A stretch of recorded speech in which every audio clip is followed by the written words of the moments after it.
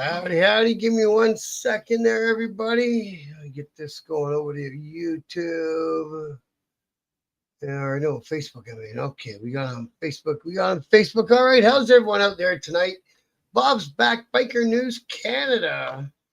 Happy Thanksgiving Monday, the last day of our last long weekend until we get into the Christmas season up here in Canada. Hey, K. Wayne, how are you, bro? Good to see you, man. Thanks for joining me tonight.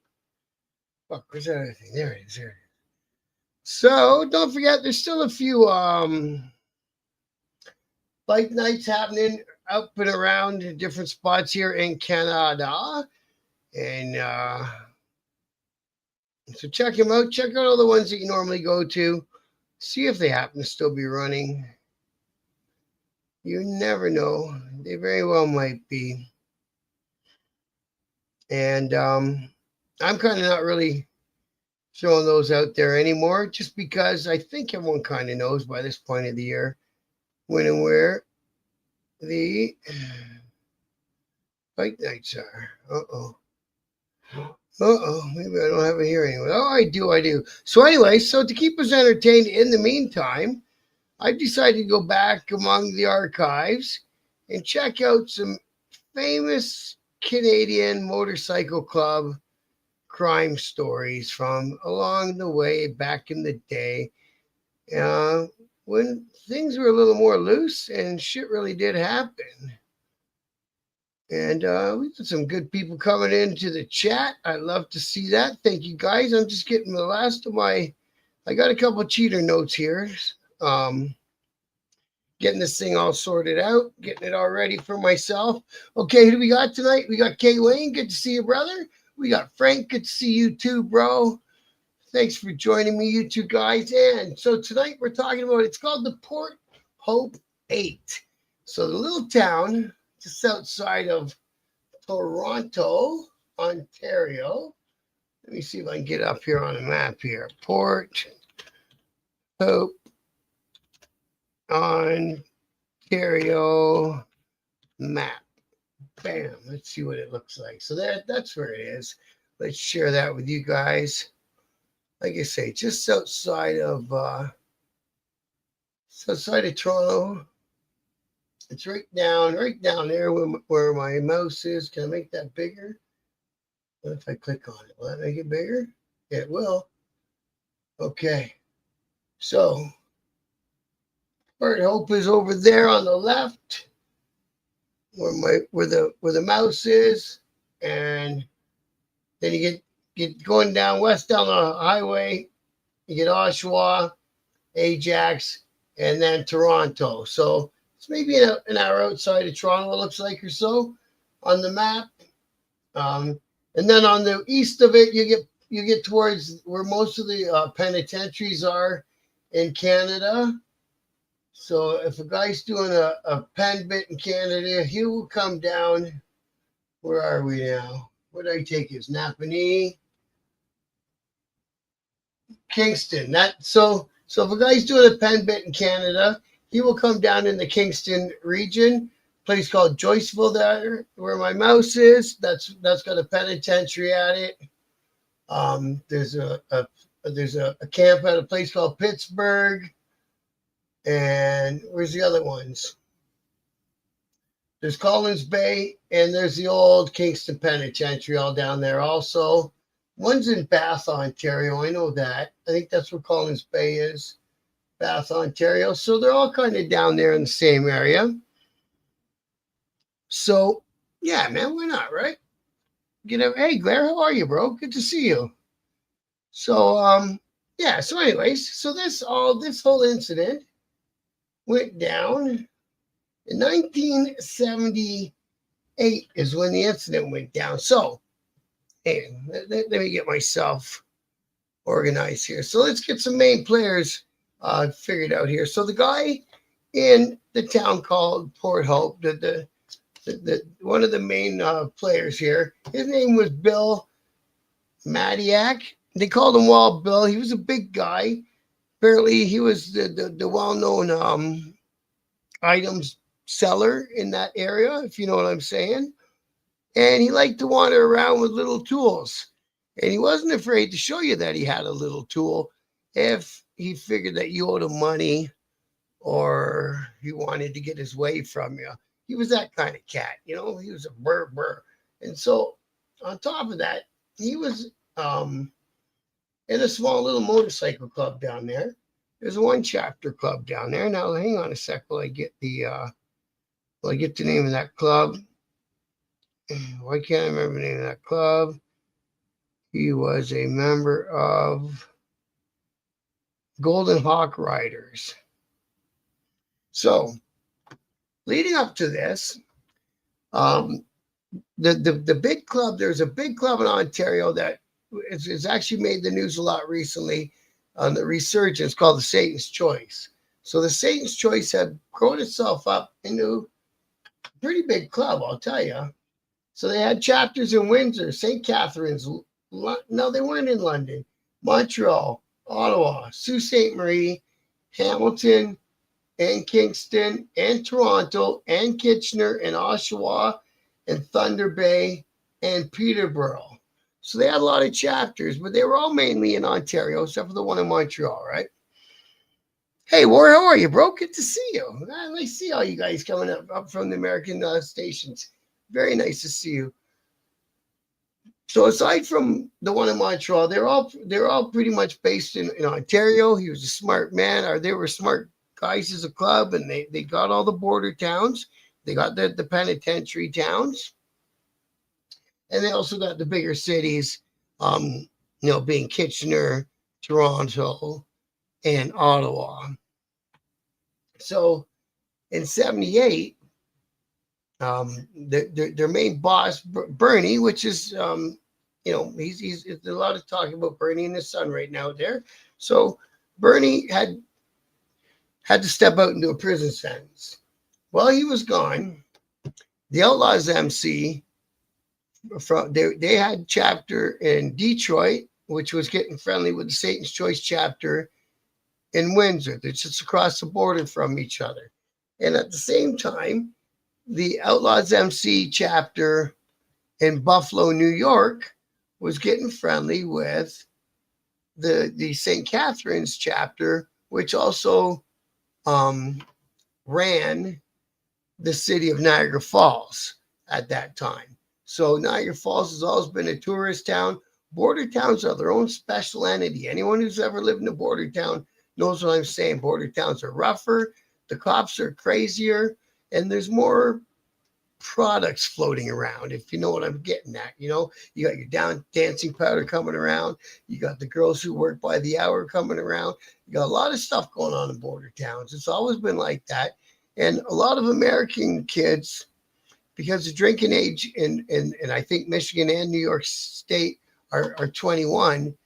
In Ontario, it's 19. So you get a lot of American kids coming over and spending their money and their time in the Canadian bars because A, they're old enough, and B, the strip clubs in Canada, they come off. They're done. They're in a birthday suit, as naked as the day they was born. And most of the bars I've attended in Michigan anyway, I don't think I've been to any. Oh yeah, I have. They're all what they call titty bars, so they're topless. It's kind of a whole different ball game. So, anyways, there's all that shit going on.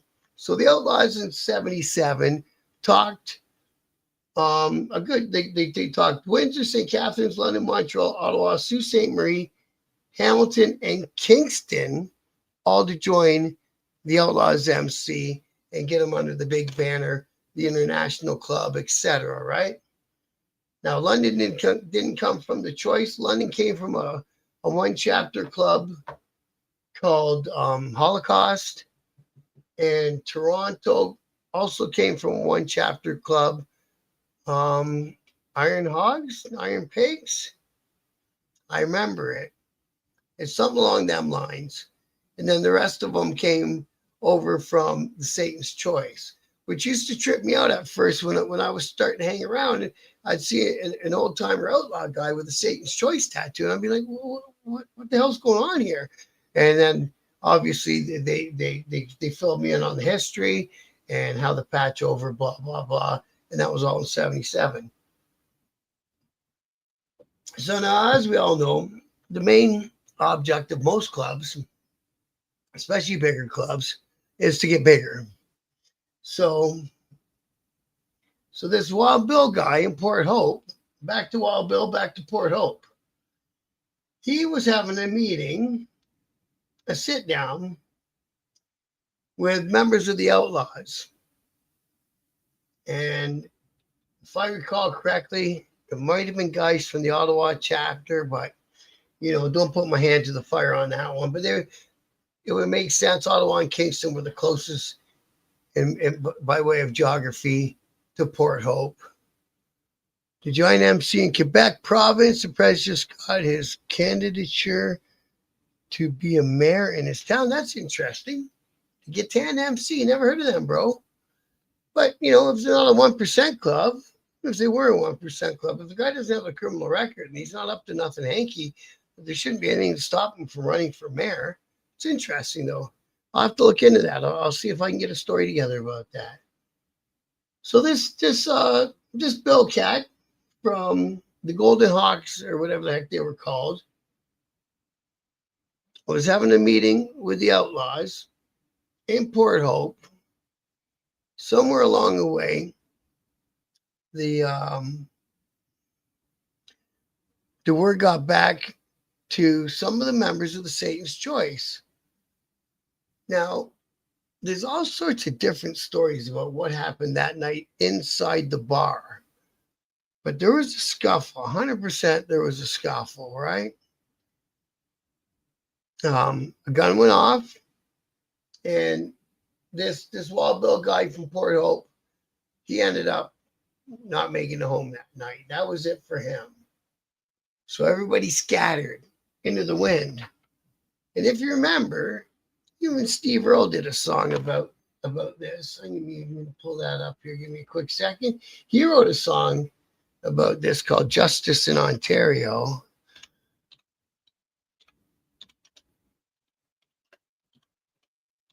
And the way oh shit, there it is. There's the lyrics. So full lyrics. Share this tab. So all you have from Ontario know the tale of the Donnellys. That's not bikers. That's a crazy old story from just north of my city. Back in the when they rode horses, there's a family that was horse thieves, and the town came as a mob and burnt the house down with the family inside. And that was the Black Donnellys. But anyways, the next line down, maybe I should put up so we can share the screen. Just the second 100 years more have turned. I always heard how much we learned. Well, a man lay dead in a Port Hope bar, and the bud ran red on the hardwood floor, and the big man ran to the nearest door. Only one man knew what happened for sure. And well, one and all wore the Outlaws brand, and the big bikes roared through the great North Land. So even Steve Earle wrote a song about that incident, which is really cool. It's Bob Jarvie on Facebook, bro. If you go in the group and you see the guy who does most of the posts, that's me. And then you can get me on Messenger and send me all that. I'd love to see it. Thanks, bro. So yeah, so it was pretty big news. It was really famous shit. And so at that time, the provincial police in Ontario decided that was enough. They've had enough bike clubs, as they call them, the G word, and they set up, the biker and the biker enforcement unit, BEU. They had other names over the years, and they had this guy, Corporal Terry Hall. And I tell you, he was around so long. He was in on our investigation when we all got picked up in 2001. So this guy had been chasing bike clubs around Ontario since the late 70s. And he was still a copper when I was being a bike club member. It was insane. So they put together a special squad, and they decided that they were going after the Satan's Choice. They decided the Satan's Choice did it. That's all there is to it. And we're going after them guys. So they did some bad shit during that investigation. They were doing wiretaps without any court authorization. They leaned real hard on a couple guys, trying to get them to flip, of course. Hey, Steve Sully, how are you, brother? And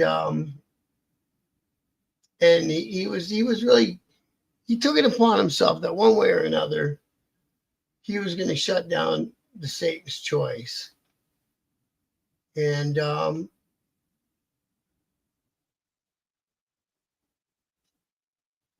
Suave discovered, much to his own surprise, that Matiyek was an abject coward who apologized.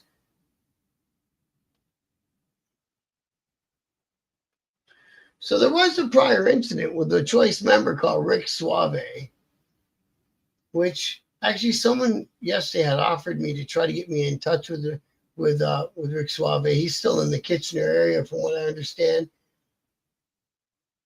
And this Matiyek had shot up Suave's house at one point.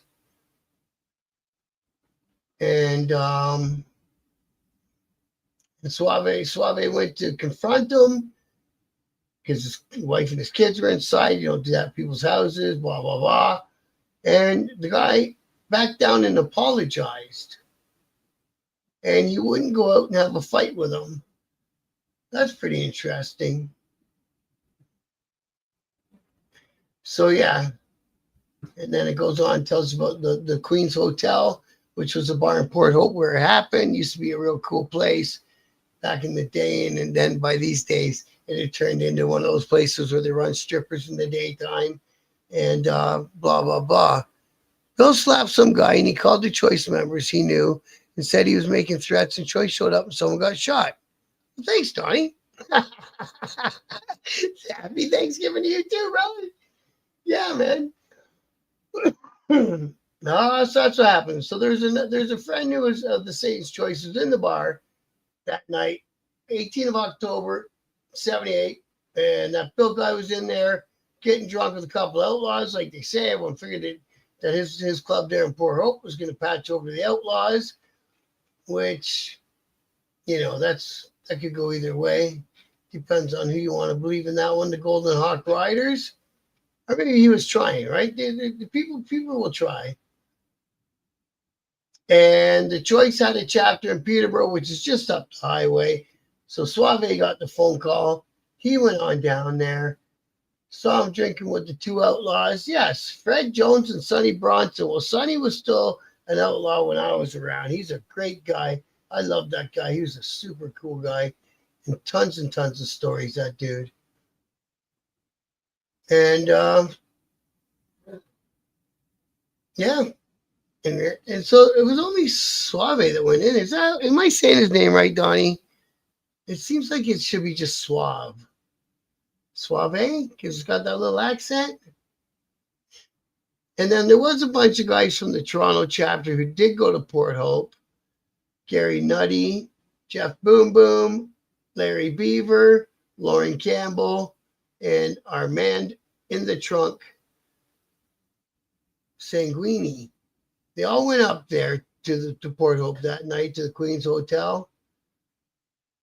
And then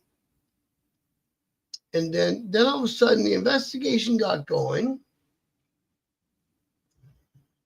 That's why Sonny went on the run too, because nobody knew who was going to get arrested, but the cops were mad at everyone. They wanted them all arrested.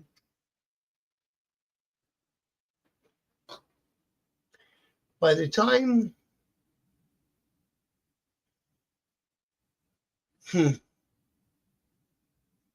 so they said,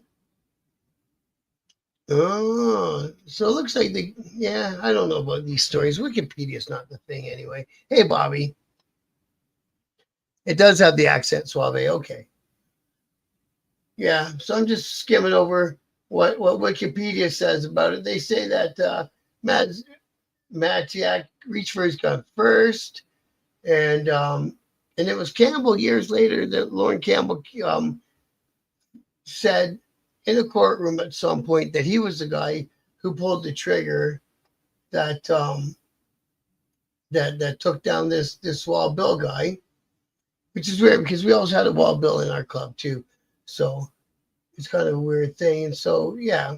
Oh, they even go into specifics. The bullet went through his neck and went up into his skull. He got shot 3 times. Went through the neck, went through the skull, and the third one through the skull too. So it was done. But Campbell said as soon as he walked in, Bill reached. So he squeezed and did what he had to do. Now, where's all the ones about all the shit that they did during the investigation? There it is. So on the night of the murder, they arrived at the Queen's Hotel, blah, blah, blah. And the one cop was already known as a bad cop for pointing his shotgun at a group of teenagers one time. And Port Hope Police only had 11 officers, so of course the OPP is going to come in. Oh, and somebody stated that the small towns in that part of Ontario were being terrorized by outlaw biker G-word.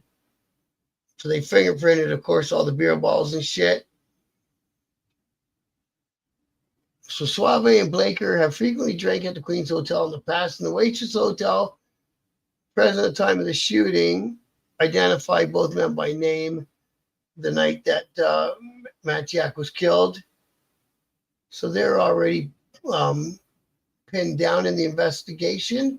Eyewitness testimony is never a good thing. Back in the day before cameras, they would go by eyewitness testimony. And then they showed witnesses, all the other Satan's Choice members, photos that they had. And that's how they come up with the 8 names that they decided they were going to arrest.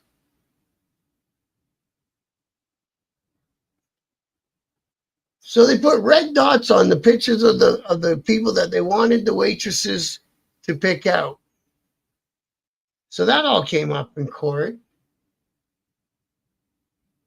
And apparently they needed to help jog each other's memories. So there's 2 waitresses that they got to testify.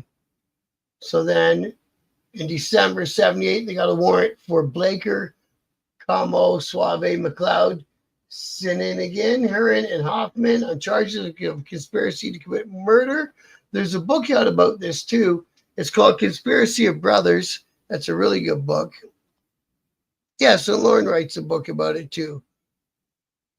Can you type your name? I can't find it. Yeah, bro. Yeah, you can just search up my name. You're right.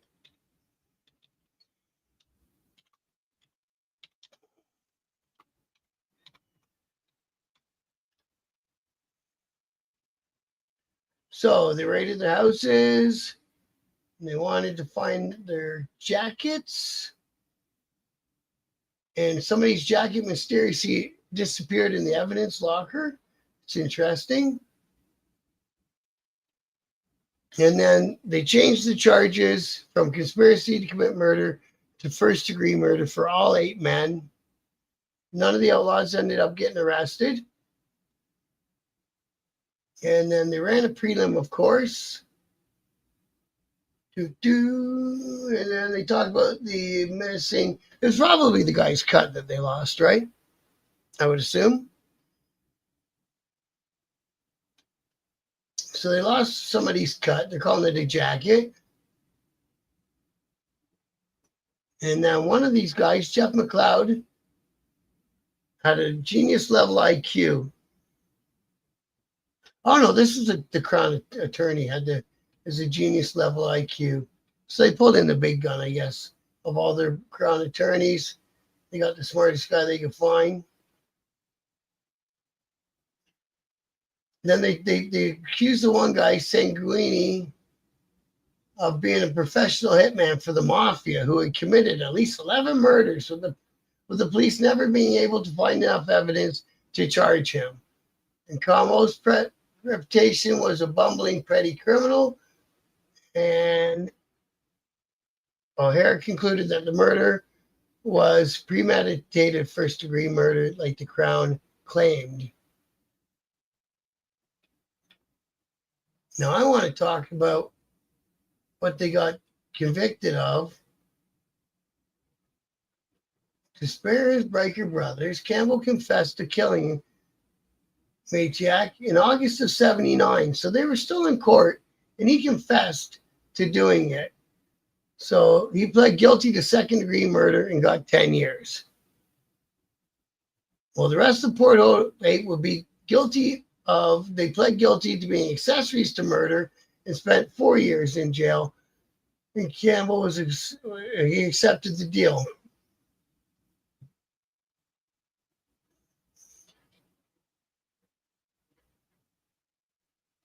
Oh, not all of them accepted the deal. Gordon Mad Dog Van Harlem objected, and David T.T. Hoffman objected the deal because they were not there.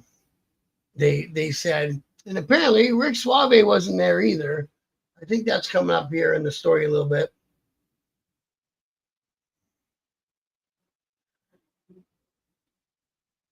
This is a horribly planned execution. There's a conspiracy to kill him with various choice members, blocking the exits of the bar. And so that Matiyek could not escape, but Camus was the killer. Mindguard argued that those who blocked the exits of the bar room were just as guilty of first-degree murder as Camus. And then they showed all the pictures of the guys. Made sure that the pictures all had long hair and looked like they were unshaven and stuff. Yeah, Gary Langton wrote a book as well about it. So apparently when the choice guys came in, this Matiyek guy said, "Don't worry about me, I got 9 friends," referring to how many bullets he had in his gun. Now, none of the guys from the club took the stand because bikers don't take the stand. Only one guy did. No, only Hoffman and Van Harlem took the stand. They were the guys that said they were never there. So they took the stand and say they were never there, dude. I wasn't there. I couldn't have done it. I don't know what I'm doing here in court. Because I guarantee you, these guys didn't get bail or nothing while they were waiting for court to come up. And they didn't get to court till 79. So a year after, it usually takes about a year in Canada to get to court. To cut his officer's trophy. Yeah, exactly. They probably want to cut for the trophy wall. Yeah. 2 people had the same idea. Exactly. I just had to even send you the info. Thank you, bro. I appreciate that, Mr. Green Thumb. And then they cross-examine why there's red dots on the photos that they wanted the ladies at the bar to identify. Obviously, that doesn't fly in court. And then Lawrence Leon, the president of the now disbanded Golden Hawk Riders, he testified that somewhere in March or April 78, he'd been drinking at the Queens Hotel with Matiyek when a group of St. Joyce biker led by Suave and Blaker arrived to threaten their lives. Leon testified that either Suave or Blaker, he was not certain which one, had warned him that if the Golden Hawk Riders did not cease their plans to join the Outlaws, then none of the Golden Hawk Riders would live to see 1979. Well, I guess that's why he's no longer a biker. He got up there on the witness stand and gave her hell. Named names, pointed fingers. So Leon admitted he was in violation of the Outlaw Biker Code, never to testify against another biker, even if the crime was committed against himself, but he done so because he was in fear of his life. Huh. Now, the bouncer at the hotel, he testified that he saw Matiyek brawl with 7 St. Choice bikers first in the bar room and then in the men's washroom. And then under cross-examination, he admitted that Matiyek was the aggressor and the other St. Choice members had merely come to the aid of one of their own after Matiyek had punched him in the face. The incident where Matiyek had shot up Suave's house and endangered the lives of his wife and daughter was never mentioned in the trial. No, I wouldn't mention that either. It would make it look more premeditated if you mention that, right? And Suave's best friend and the best man at his wedding, Roger Davey, testified for a witness for the Crown. Another guy flipped. Suave had phoned to tell his wife that he would not be in Port Hope for the next few days, and he could hear in the background a party going on to celebrate Matiyek's murder. Davey later admitted in '85 that his testimony was perjury and that he did not speak with Suave on the night of the murder. Another witness for the Crown, William Goldwyn, who was a friend of Suave's, testified that Suave had told him several times in July of '78 he was going to murder Matiyek in the near future. The way that Goodwin appeared as a surprise witness for the Crown, with Suave's lawyer only being informed the night before, which is bullshit. It's not the way it's supposed to go down. You're supposed to be able to prepare your defense.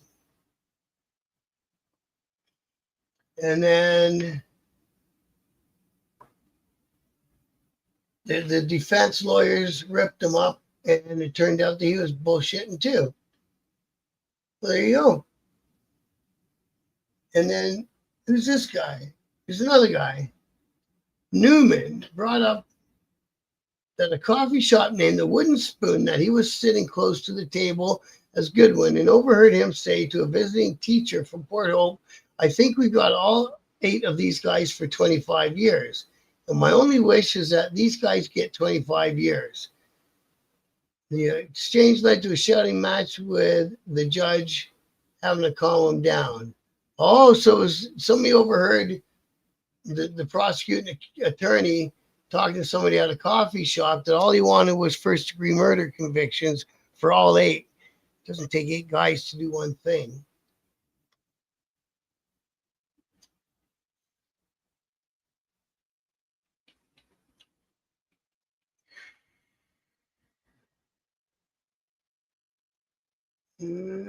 Oh, there's somebody else. There's Susan Foote, a computer operator again at a credit union, who described herself as a regular at the Queen's Hotel, testified she was drinking when she watched some film when she saw Matiyek killed. Foote identified Suave, Blaker, Hoffman, McLeod, Como, and Hearn as the Satan's Choice bikers present at the murder, and stated that Suave was sitting to the left of Matiyek when he was shot. Affleck made much of the fact that that's Suave's lawyer, I think. The fact that her testimony at the prelim, Foote stated that she may have known who McLeod was, versus her testimony when she said that she had known McLeod since '74. And then under cross-examination, she finally admitted she didn't know the guy at all until she saw him in the paper. So other witnesses, seems like they were pressed to tell fibs at the murder trial, doesn't it?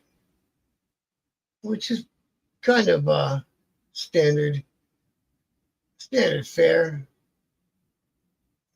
Mitchell came forward on Christmas Day with her claim that she'd seen the murder and was confused about many of the details in her testimony. So it happened in October, and she didn't come forward until Christmas,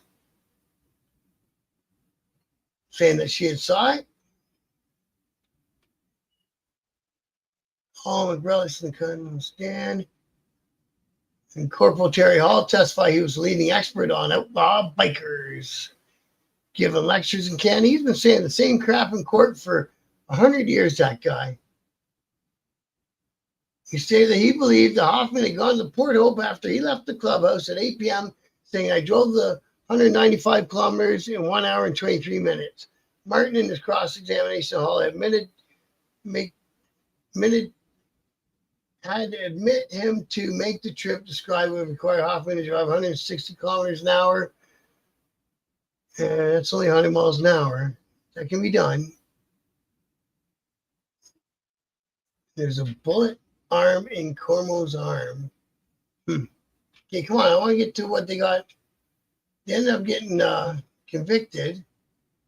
Failed plea bargain talks. So they were going to vote to acquit. They didn't have all 12 jurors online for the guilty plea. So Meinhardt was willing to make a plea bargain for 7. And apparently the other guys weren't too happy he was going to do that. Cases against Sanguini and Van Harlem were weak, and both men were trying to just let the court decide if they were guilty or not. Suave and Como both faced life imprisonment, which in Canada is 25 years with a lifetime on being on parole.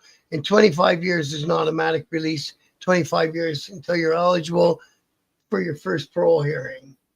So that's what they call it, 25 life. And if you get anything with life on the back, I knew a guy who got a manslaughter. He pled out and he got 12 life, so he had to serve 12 before he could go up for a parole hearing, but he's on parole for the rest of his life. So my advice is never take a deal that they say life at the end, because you're on paper. They own you. They own you. So what do you got here? Meinhardt was willing to accept the offer. What offer?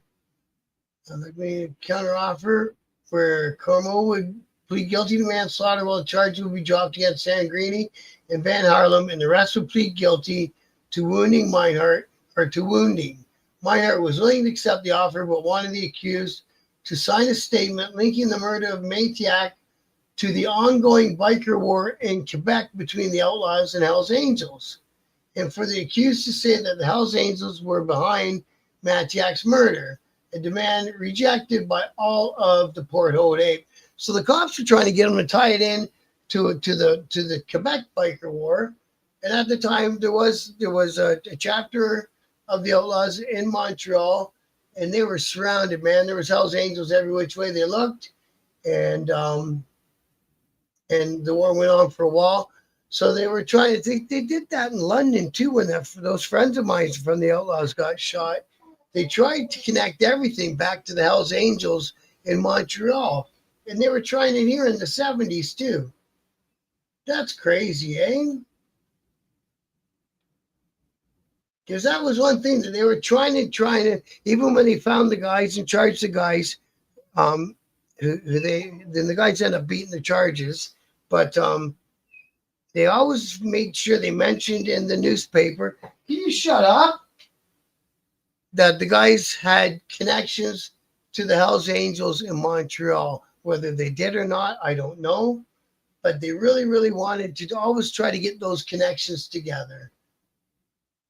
Sells more papers, right? It gives them a bigger budget, sells more papers, they get to buy more toys, and all the rest of it. Campbell on the stand in the Boomerang and Bullet. So Campbell was willing to testify for the defense that he killed Matiyek. And Laker's lawyer was critical of that. And so they didn't attempt to prepare Campbell for the stand. So Campbell testified for the defense that he had killed Matiyek, and the 8 accused were innocent. And then under the Canada Evidence Act, Campbell enjoyed a limited immunity as he could not be charged with murder on the basis of his statements made on the stand, but could be charged if other evidence emerged to incriminate him. Campbell testified, I pulled out my gun and shot him for my own protection. I didn't want to get shot. In support of his testimony, Campbell showed that he owned a green parka coat that matched the description given by the witness. It was winter. Well, it was October. It was winter, yeah, but it was cold enough. And Campbell had been convicted of perjury once, and as a result, the jury distrusted him. And then the Crown brought that up. So the Crown didn't want him to stand up and be the only guy to take the beef. Obviously, he wants as many guys on his record of convictions as he can get, right? That's what their job is. So what's this? Something about left-handed and right-handed. I just want to see, because it says somewhere in final down here that took years of appeals and other things to get for some of these guys to get out of jail, right? I don't think any of them ended up spending no 25 years in jail. So that was a win. Yeah, there's 5 books on this one case alone.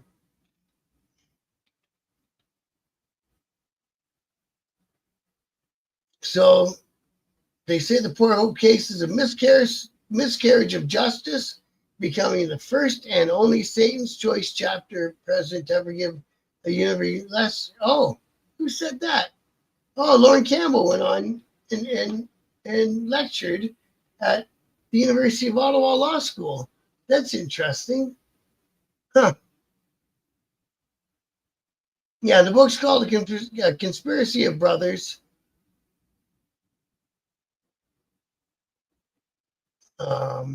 It was put out, it was released in 88. I'm sure it's still out there. I bet you can find it. I think you have to find it on Amazon one day.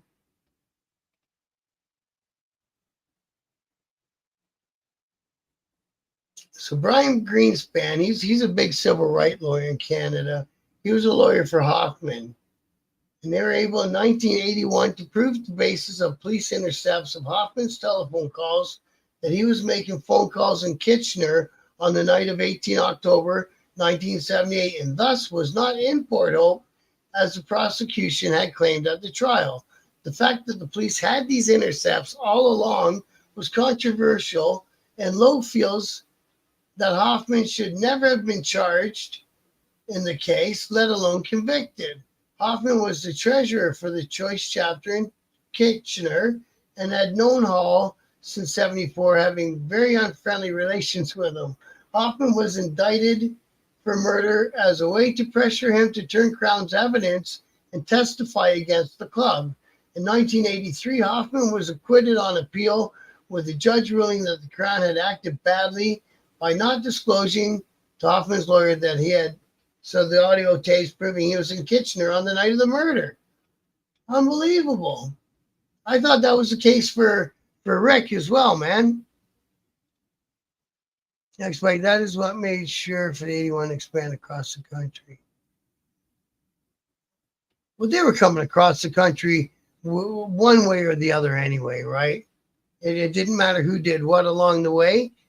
And, you know, I think the way that they ended up doing it was the least violence, right? So there was the least amount of violence, and they got what they wanted in the end, and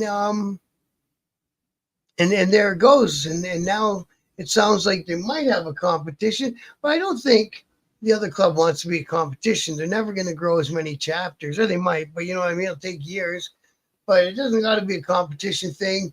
And that's how the one guy is explaining it. And it's just, I'll stay in my lane, you stay in your lane thing. So see what happens with that. I did a little impromptu interview with the riding club yesterday, but I got a call today to put it on hold for a minute, so I'd take it down, and then they're going to call me back after the higher ups have had a chance to see it before. So I did it live. A degree sentence. So yeah, man. So what's the other one?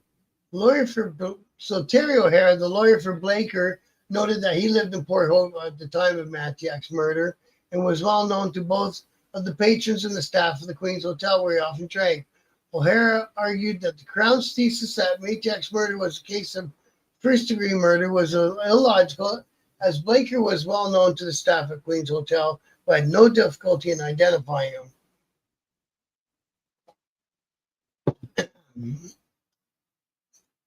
So, yeah, she makes a good point. So if it was a premeditated murder at that location, chances are that he would not go in on the mission. You know what I mean? Because everyone there knew him. Nobody wore a mask at this thing. So he got a review of his conviction in 85. Oh, no, he asked for one in 85. 86, the petition in Port Hope asked for a review. Was signed by not being violent. So it doesn't say if Blaker got out on appeal or not. It says a Hoffman did. Please, not say volunteers.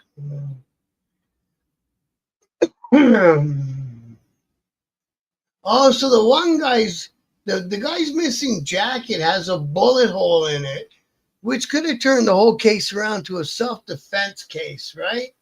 And that's the jacket that's missing. And that was all, isn't that's pretty something, eh? That was Camier? That's how you say it, Camier. It's a French pronunciation. Yeah, so his jacket had a bullet hole in it. And then somebody asked, and then, yeah, the cops took it. And Suave and Blaker came from the Peterborough chapter. And then the other 4 members of the Peterborough chapter were also convicted of separate charges. Ugh. Okay, we'll talk about that one. The Peterborough chapter, Ari Week's chapter, and then it got shut down. Apparently, after this happened, and yeah, I don't know what happened there. So that's quite a trip, man. Hey, Mark, how are you? Thanks, brother. So many died from this. Well, from the Port Hope Ont. Hey, Newfoundland Throttle and Dirt. Good to see you, bro. Thanks for dropping in. Just did a little kickback in biker lore, biker history up here in Canada of incident in a bar in Ontario. And cops played really dirty on it, and as they do. So let's look at the last of the convictions. So on November of 79, Suave and Cormier were convicted of first-degree murder, while Blaker, McLeod, Huron, and Hoffman were convicted of second-degree murder. 2 of the accused, Sanguini and Van Harlem, were acquitted. So, yeah, okay. The conviction of 6 of the 8 accused of Matiyek's murder, despite Campbell's testimony on the witness stand that he had killed him, was highly controversial and remains so. Who actually fired the gun was never established at the trial. How can they say that? Campbell stood up there and said he did it. Hey, Mark. Have a good night, brother. Thanks for dropping in. They say it was never established at the trial. 2 guys that never said that they touched the gun got convicted of first-degree murder. He said Suave was a mastermind. Then the other 4 got convicted of second-degree murder, which doesn't even make sense.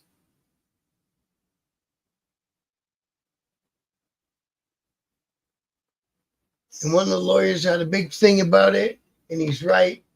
He said that it feels like the accused were treated less than human because they were in motorcycle clubs. Suave saw his wife Sharon and his daughter Angela for the last time to say goodbye amid their tears. Camier was asked by a policeman as he was taken to prison what happened to his missing leather jacket with a bullet hole, leading him to reply, "You ask McRealis, he'll know." And then it goes on to say that those 2 came from the Peterborough chapter, that 4 more of the guys got picked up on a SA charges, and that chapter ended up getting all shut down. I don't think he's jetting.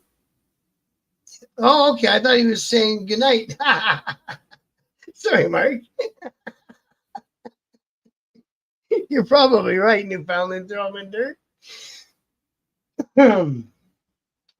Yeah, because even the Crown Attorney, in his conclusion, he said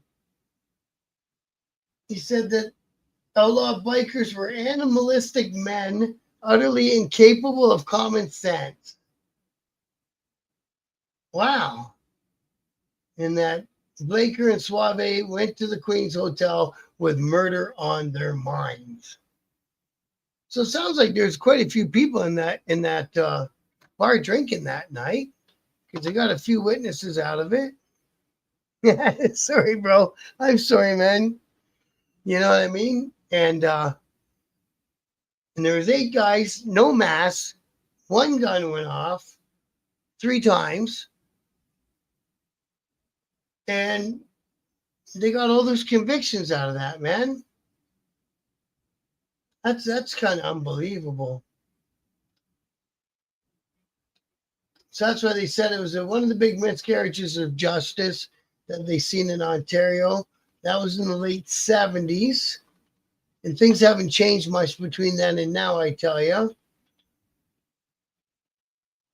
And like I say, there were a lot of them, they were took into the 80s before they got out.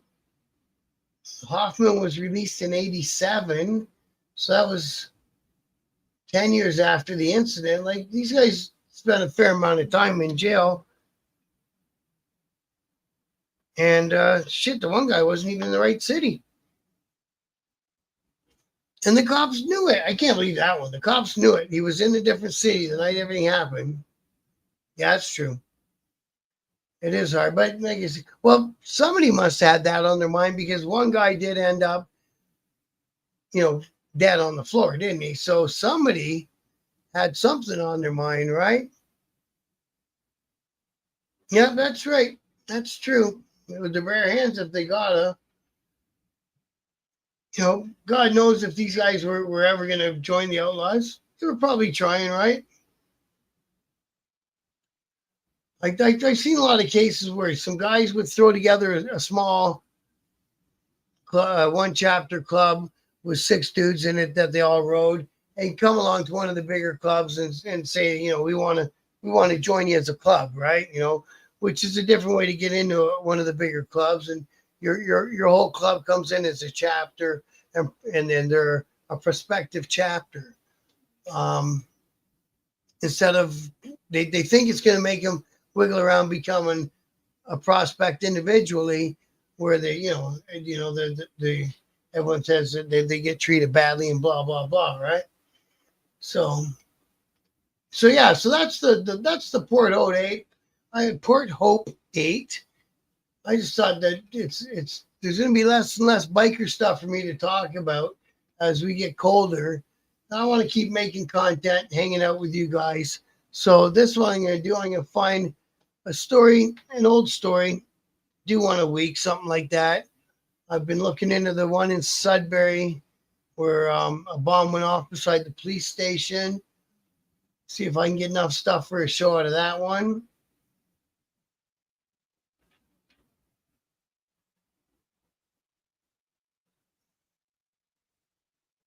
Whoa, man. What's going on here? Very much for the other man, Peter LeBron.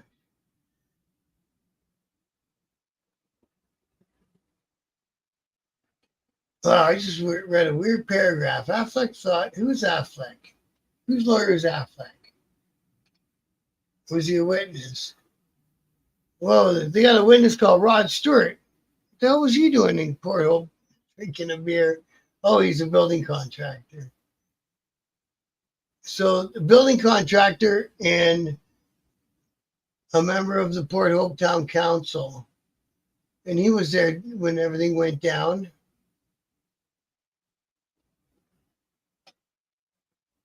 And he described the guys from the club coming in and doing a horseshoe around Matiyek's table. But he only identified one of the dudes. So, he's got a lovely pigtail. Oh, he identified him because the guy wears a ponytail. So it was the only witness who described the horseshoe formation, which Thompson, Grave, Hannah, and Foot denied having seen. Being cross-examined by Harris, Stewart broke down in tears, saying that the reality of the murder was far more horrific and bloody than the glamorized depictions of violence in Hollywood films. And that was horrifying to watch a man being killed and the amount of blood flowed out of the corpse. Wow.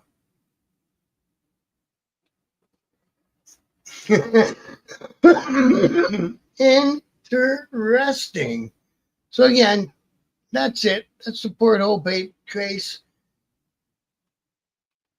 One of the guys I was talking to yesterday, he knows that Rick Suave guy. He's going to try to get me in contact, but it never happened.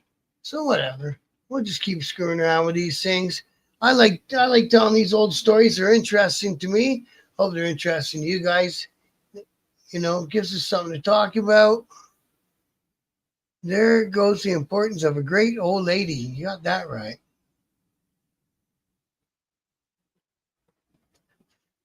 Yeah, none of the old ladies. It doesn't sound like rolled in. That's usually one of the first people that the cops lean on. Say, "Oh yeah, just tell me where you went. Tell us that he went somewhere." Exactly. On the night of the murder, Sergeant Sam. Oh, that's the cop McRealist. They call the cop Shotgun Sam in Port Hope.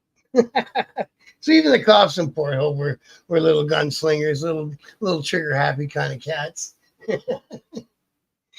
So anyways, that's what I got for tonight, guys. I want to thank everyone who takes the time and checks out my videos. I'll be back again tomorrow. We'll find something else to talk about. There's still some bike nights going on out there. Again, I've named off the list a million times this summer. I don't think I need to rattle down those lists anymore.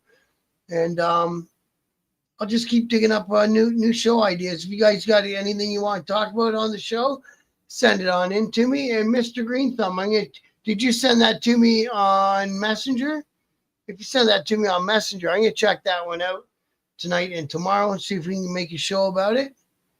So until then, guys, ride safe out there. We still got some nice sunny weather in the daytime. And if you got one, use it, man. Get some riding in while you can. Thanks, Jay. Thanks for popping in on the show, brother. And thank you, Mr. Green Thumb, for sending that. Like I said, let's see if we can make a show about it tomorrow. And all my brothers from the States, Mark and Claire. Oh, and Donnie too. Thanks, Donnie, for dropping in and set me straight. Mike Ball and War and Frank and Kay Wayne, all you good cats up there, down there where the heck you are. Thanks for dropping in tonight, brothers. And till tomorrow, be safe out there and good night.